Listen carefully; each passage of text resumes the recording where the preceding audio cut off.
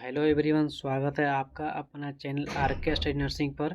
नए topic discuss करने वाले हैं। Sperm increase medicine. नए टॉपिक कौन सा डिस्कस करेंगे? स्पर्म इंक्रीज मेडिसिन, यानी जो शुक्राणु है उनके बढ़ाने की मेडिसिन कौन सी होती है। सबसे पहले चीज़ें, कोई भी जो व्यक्ति नहीं जानता है मेडिकेशन के बारे में, पर्सनल आम आदमी पर्सनल मेडिकेशन खुद से न लें, डॉक्टर की सलाह से ही लें। हमारी वीडियो केवल मेडिकल स्टूडेंट, डॉक्टर, फार्मेसी और नर्सिंग स्टाफ के लिए होती है। तो स्टार्ट करते हैं गाइज। मेडिसिन सब समझ में ने से पहले थोड़ी सी आपको एक बेसिक डिटेल दूंगा ताकि आपको यहाँ पे थोड़ी सी चीज़ें समझ में आएगी। देखिएगा, स्पर्म इंक्रीज मेडिसिन के बारे में समझते हैं। पहली चीज़ तो decrease level of sperm is that निकाल बोले। यहाँ पे सबसे पहली चीज, पहला पॉइंट बोला है, decrease level of sperm is called oligospermia.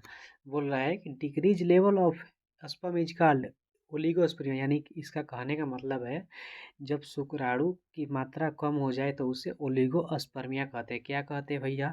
तो ओलिगोस्पर्मिया। ठीक, ओलिगोस्पर्मिया सबसे पहले जो डिसीज है, सबसे पहले जो डिजीज है वो समझना पड़ेगा। उसके बाद ही जो कंडीशन हो उसके मेडिसिन के बारे में हम लोग अच्छे से समझ पाएंगे। तो यानी कि decrease level of sperm is called oligospermia, यानी कि जब शुक्राणु स्पर्म काउंट वो कम हो जाते हैं उस कंडीशन को, यानी गिनती में, संख्या में कम हो जाते हैं, तो उस कंडीशन को क्या बोलते हैं? ओलिगोस्पर्मिया बोलते हैं। ठीक है, ओलिगोस्पर्मिया माइक्रोस्कोपिक स्ट्रक्चर यहाँ पे दिया हुआ है। यहाँ पे तो माइक्रोस्कोपिक स्ट्रक्चर यहाँ पे दिया हुआ है। तो बोल रहा है कि स्ट्रक्चर में दिया है, देखिएगा ऊपर आपको माइक्रोस्कोपिक स्ट्रक्चर में कितने सारे स्पर्म देखने को मिल रहे हैं। यहाँ पे ऊपर कितने सारे स्पर्म देखने को मिल रहे हैं, परंतु अगर हम यहाँ पे देखते हैं तो स्पर्म का लेवल डाउन हो चुका है। यहाँ पे देखिएगा तो स्पर्म का लेवल क्या हो चुका है? डाउन हो चुका है। ये सीएम एनालिसिस होता है। मैं रिपोर्ट आपको बाद में एक्सप्लेन करूँगा कभी, बाकी अभी आप इतना समझ लिए। सीवन एनालिसिस के थ्रू हम पता कर पाते हैं चीज़ों के बारे में, ड्यू टू दिस रीजन। बोला कि रीजन का नाम समझ में आया, oligospermia. Due to this reason the, यहाँ पे बोल रहा है कि due to this decrease the viscosity of semen. इसका कारण वीर्य पतला भी होता है। इसके कारण, अगर देखिए कहने का मतलब ओलिगोस्पर्मिया जब होगा तो जो स्पर्म होता है शुक्राणु, उसकी संख्या तो कम ही हो गया, तो पतला भी होता है। इसके कारण वीर्य पतला होता है। जो सीमन होता है, फ्लूइड, ये फ्लूइड होता है, फ्लूइड के अंदर ये स्पर्म सेल पाया जाता है। ठीक, तो इसके यह पतला हो जाता है। जाहिर सी बात है कि जब कम होगा तो पतला हो जाएगा, पतला हो जाता है। यानी कि जो सीवन का जो विको सिटी है, जो गड़ापन है, वो कम हो जाएगा, क्योंकि इसमें स्पर्म सेल है जो काउंट कम हो चुका है, यानी स्पर्म सेल संख्या में कम हो जाएगा, इसीलिए वो लिक्विड ज़्यादा हो चुका है। तो ठीक है, याद रखिएगा, इम्पोर्टेंट। आगे बढ़ता हूँ। नॉर्मली बोल रहा है कि normally 5 million sperm present in 1 millimetre semen. यहाँ पे बोल रहा है कि normally 5 millimetre sperm cell present in 1 millimetre semen. क्या बोला? 1 मिलीमीटर सीमन, यानी कि 1 मिलीमीटर सीमन के अंदर 5 मिलियन स्पर्म की जो उपस्थिति होती है वो प्रेजेंट होना चाहिए। उसमें याद रखिएगा, 3 चीज़ें समझ में आई। पहली तो डिसीज एलिगोस्पर्मिया कहते हैं, एलिगोस्पर्मिया सबसे पहला। दूसरा बोल रहा है एलिगोस्पर्मिया मतलब काउंट संख्या में कम हो जाता है, तो उससे संख्या में कम होता है, उसे ओलिगोस्पर्मिया कहते हैं, कम हो जाना हिंदी में कहते हैं उसका लेवल कम हो जाना सीमन के अंदर। ये देखिएगा, सीमन एक अलग चीज़ है, स्पर्म एक अलग चीज़ है, याद रखिएगा। आगे बढ़ता हूँ। कोशिश भैया एक ऐसे कारण हो सकते हैं, कॉजेज। अब देखिए इसका कॉजेज में देखिएगा, सबसे पहला आपको बेसिक चीज़ है कि सबसे पहला डिजीज, बीमारी, स्टेट। पहली चीज़ तो बेसिक जो मैं आपको बताता हूँ कि सबसे पहली चीज़ स्टेट, यानी तनाव। यानी कि बहुत व्यक्ति ज़्यादा अगर तनाव में रह रहा है तो स्पर्म काउंट ऑटोमेटिकली कम हो जाता है। स्टेट में रहने से यानी उसके बॉडी में टेस्टोस्टेरोन का लेवल कम होता है। जो टेस्टोस्टेरोन होता है, ये देखिए यहाँ पे आप देख सकते हैं।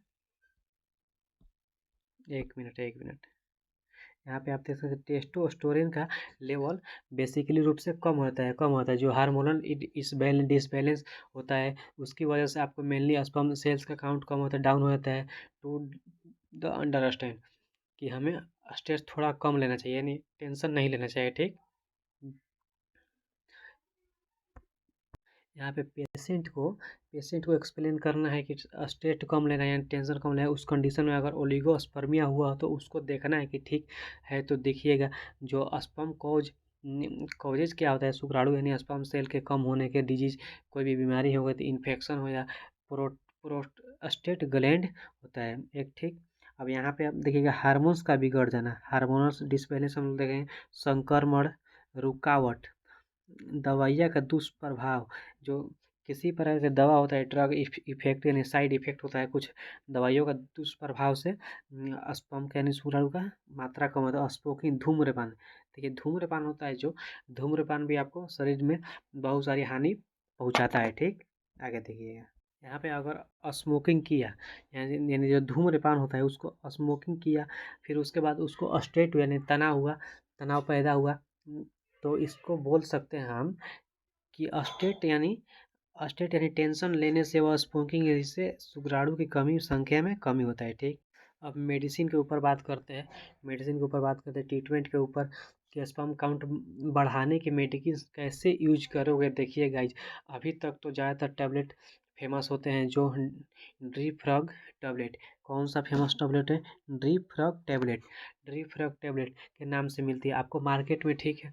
मार्केट में मिल सकती है, ज़्यादातर टैबलेट फेमस होती है, मिल सकती है। टैबलेट में हमेशा बोला है, ये वीडियो बोलता हूँ कि कोई भी आम आदमी दवाइयाँ खुद से ना ले, प्लीज़ डॉक्टर की सलाह ले, दवाइयाँ ले। कोई भी पेशेंट हुआ ठीक है, बाकी मेडिकल स्टूडेंट जो चीज़ समझ सकते हैं, इस बैलेंस बोल रहा है कि यहाँ पे this tablet belong to nutritional supplement class medicine. यहाँ पे बोल रहा है आपको कि this tablet belong to nutritional supplement class की मेडिसिन। यह टैबलेट न्यूट्रिशनल सप्लीमेंट क्लास की दवाइयाँ होती है। कौन सा दवाइयाँ होता है भैया? तो न्यूट्रिशनल सप्लीमेंट क्लास मेडिसिन। सबसे पहली चीज़, जो डीप फ्रॉग टॉबलेट होता है, ये डीप फ्रॉग टॉबलेट, जो डीप फ्रॉग टॉबलेट होता है, ये टॉबलेट का मतलब आप समझिए, उसका बहुत अच्छी चीज़ है कि ये न्यूट्रिशनल सप्लीमेंट क्लास की दवाई होती है। पहली चीज़ न्यूट्रिशनल सप्लीमेंट है, कैसे मैकेनिज्म करेगी बताता हूँ मैं आगे, ठीक है। यह टॉबलेट लेते हैं, डीप फ्रॉग टॉबलेट नाम से मार्केट में आपको अंदर मिलते हैं बहुत आसानी से। को इंजाइम, यहाँ पे आप देखिएगा तो लिख रहा है को इंजाइम Q2, ओहो सॉरी, यहाँ पे देखिएगा लिख रहे हैं को एंजाइम Q2 विटामिन D3 इसमें होता है, ठीक। इसके अलावा सेलेना मेथेन होता है इसके अंदर, ठीक है। टॉबलेट आपको देखने को मिलता है, इस दिस टॉबलेट कॉन्टेन, यहाँ पे बोल रहा है कि this tablet contain vitamin and nutrition the use to treatment male infertility and low sperm count. यहाँ पे बोला कि इस दवाई में विटामिन तथा न्यूट्रिशनल पाए थे, जो कि शुक्राणु की मात्रा को बढ़ाने तथा पुरुष में इनफर्टिलिटी भी ठीक करती है। जो इनफर्टिलिटी की क्रिया होती है, आपको हम आगे वीडियो में बताएंगे, जो स्पर्म की जैसे कि निर्माण होता है, तो वो भी ठीक करती है। और साथ ही साथ न्यूट्रिशनल और विटामिन क्लास मेडिसिन होता है, ठीक। इस दवा के पीछे जो कॉम्पोजिशन होता है, घटक इसमें क्या क्या पाया जाता है, तो देखिएगा कॉम्पोजिशन देखो, मेडिसिन में ऐसा क्या पाया जा रहा है जो स्पर्म काउंट बढ़ाएगा, ऐसा क्या है उसके अंदर। तो को एंजाइम Q10 बोला, को एंजाइम Q10 100 mg, कितना mg भैया? तो 100 mg। अगर आप यहाँ पे देख पा रहे हैं कि बैक साइड का लिया हुआ है, यहाँ पे ये बैक साइड लिखे, इसमें लिखा हुआ है को एंजाइम Q10 100 mg, पीछे लिखा होता है कोएंजाइम Q10, यहाँ पे लिखा गया है। तो 100, इसके उसके अलावा एस, यहाँ पे बोला एस टैक्सिन 8 mg पाया था। कितना पाया जाता है भैया? तो 8 mg पाया जाता है इसमें। अब इसमें देखिएगा विटामिन D3 भी पाया था, विटामिन D3 पीछे में यहाँ पर लिखा गया विटामिन 3। फिर यहाँ पर दिख रहा है सेलोन मेथोइन पाया था, इसके कितना क्या पाया था भैया? सेलोन मेथोइन 40 cg पाया था है। आगे देखिए आखिर ये कॉम्पोजिशन में क्या क्या होता है जो स्पर्म को काउंट को बढ़ाता है, तो आप देख लिए। फंक्शन देखिए, जो दवा है, मेडिसिन है, उसका फंक्शन देखिए। फंक्शन में बोला इंक्रीज स्पर्म काउंट, शुक्राणु की संख्या बढ़ाना। सबसे पहला हम लोग पॉइंट क्या देखें? इंक्रीज स्पर्म काउंट, यानी जो इसमें को एंजाइम पाया जाता है विटामिन D3 न्यूट्रिशनल, यानी कहने मतलब है जो D frog tablet nutritional supplement है, ठीक, विटामिन है। तो शुक्राणु की संख्या बढ़ाना, शुक्राणु की गति बढ़ाना, यानी तेज गति में फर्टिलेशन होता है उसका, तेज गति में बढ़ता है, ठीक। कमजोरी दूर करना, body weakness, boost immunity, immunity बढ़ाना, इम्यूनिटी यानी जो हमारे शरीर में इम्यूनिटी क्या होता है, यानी किसी भी रोग प्रतिरोधक क्षमता से लड़ने की शक्ति को क्या बोलते हैं, इम्यूनिटी बोलते हैं। तो इम्यूनिटी बढ़ाना, रिडस स्ट्रेस यानी तनाव कम करना, यानी तनाव को भी ये कम करता है। क्या करता है भैया, तो तनाव को कम करता है। क्या है, फंक्शन है किसका, तो डी फ्रॉग टॉबलेट यानी स्पर्म को काउंट बढ़ाने वाले टॉबलेट, यानी शुक्राणु की संख्या बढ़ाना, शुक्राणु की गति बढ़ाना, कमजोरी दूर करना, इम्यूनिटी बढ़ाना, तनाव कम करना, ठीक। आगे देखिएगा फंक्शन के बाद हम देखेंगे, यहाँ पे बोला डोज दवाई की मात्रा, डोज में बोल रहा है, यहाँ पे देखिए डोज दवाई की मात्रा, take 1 tablet per day same time बोल रहा है। क्या बोल रहा है भैया, तो सेम टाइम, यानी अगर किसी भी टॉबलेट, अगर ये टॉबलेट आप 1 बजे दिन में लिए, ठीक, तो अगले दिन भी 1 बजे ही दिन में ले सकते हैं। दिन में कितना, तो एक टॉबलेट की काफ़ी आपको दिन में लेना है। मान लीजिए आज लिए 2 बजे, तो अगले टाइम भी 2 बजे ना लेना है, ना कि 4 बजे। बोला कि tablet should be taken after taking food, यानी कि कह रहा है कि खाना खाने के बाद टेक करना है। क्या करना है, खाना खाने के बाद टेक करना है, यानी लेना है tablet. Do not take overdose, यानी कि इसका ओवरडोज नहीं लेना है। जैसे दिन में 2 टॉबलेट नहीं आप खा सकते, 3 टॉबलेट नहीं खा सकते, एक ही टॉबलेट खा सकते हैं। अब देखिए इसका साइड इफेक्ट क्या होता है। मैंने आपको कितना बार बताता हूँ कि किसी भी मेडिसिन का साइड इफेक्ट थोड़ा ना थोड़ा होता है, कुछ ना कुछ साइड इफेक्ट होता है। तो इसका भी साइड इफेक्ट होगा, ये भी भैया मेडिसिन है, जाहिर सी बात है इसका भी साइड इफेक्ट होगा। देखिए बोल रहा है कि नौजिया वोमिटिंग, घबराहट एवं उल्टी हो सकती है, डायरिया हो सकती है, सर दर्द हो सकता है, चक्कर आना हो सकता है, ठीक। ये सब तो नॉर्मल है, आपको देखने को मिलेंगे, चक्कर आना, घबराहट व उल्टी, डायरिया, सर दर्द, ये दुष्प्रभाव होता है, साइड इफेक्ट होता है। कौन सा टॉबलेट का भैया, तो डी फ्रॉग टॉबलेट। इस टॉबलेट का क्या काम होता है, तो शुक्राणु को बढ़ाना, यानी काउंट को संख्या में बढ़ाता है। आगे देखिएगा, आगे बोला है कॉन्ट्राडिकेशन, किस मरीज को नहीं लेना है, यानी ये दवा किस मरीज को नहीं लेना है उसके बारे में देखिए। कौन सा दवा है भैया, तो कौन सा दवा नहीं लेना है,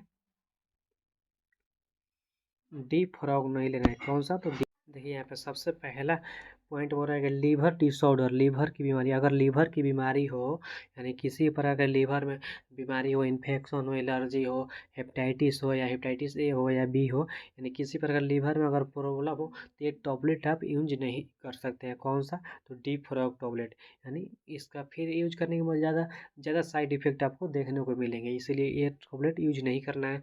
पहला फिर दूसरा किडनी फेलियर, अगर किडनी में किसी प्रकार का डिजीज हो, रेनल वेन में हो, इन्फ्लेमेशन हो, या किडनी में हो, किसी प्रकार का डिजीज, अगर किडनी फेलियर हो, तो इसमें आपको ये दवा यूज नहीं कर सकते। हार्ट डिजीज, हृदय रोग में किसी प्रकार के हृदय रोगी हो, जैसे हृदय में किसी प्रकार के डिजीज हो, तो उसमें आप कॉन्ट्राडिकेशन में किस मरीज को नहीं लेना है, यानी इस ये टैबलेट आप नहीं यूज कर सकते हैं। ड्रग एलर्जी, इस दवाई से एलर्जी, किसी भी दवा से एलर्जी होता है, आप ये दवा नहीं ले सकते हैं। कौन सा दवा, तो डी फ्रॉग टैबलेट। इसका काम क्या होता है, तो शुक्राणु को इंक्रीज करना। इसमें क्या क्या पाया जाता है, तो को एंजाइम पाया जाता है, विटामिन B3 पाया जाता है, सेलेनियम मेथोनिन पाया जाता है, ETC पाया जाता है। तो आशा व उम्मीद है कि आपको वीडियो अच्छे से समझ में आया होगा। तो प्लीज़ चैनल को सब्सक्राइब कीजिए व चैनल के साथ बने रहिए।